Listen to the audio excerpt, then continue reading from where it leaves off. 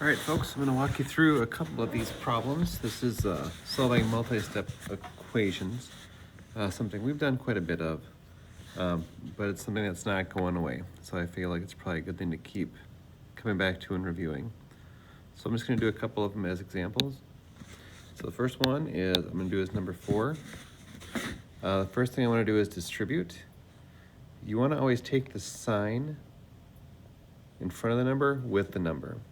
So when I see this distributing here, I'm not thinking of it as 3 times what's in the parentheses, I'm thinking it as -3 times what's in the parentheses.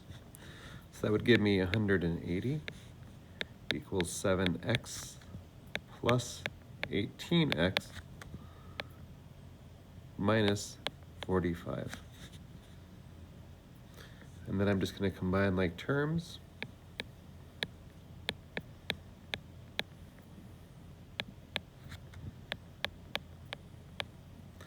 Add 45 to both sides. So I only have a number on one side and a variable on the other. And then my last step is to divide by 25. And I'll find that my answer is 9.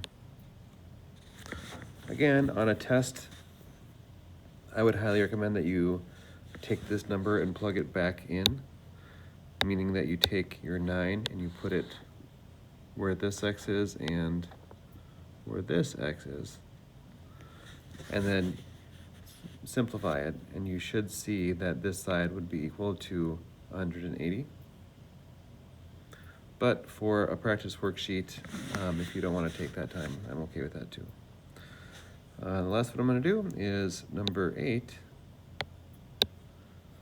So for this one, same deal. I have a -4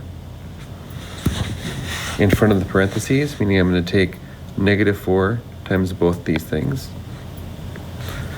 So I have -6x plus 28x plus 52 equals -58.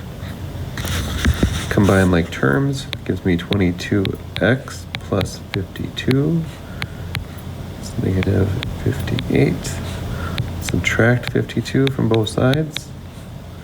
22x equals -110.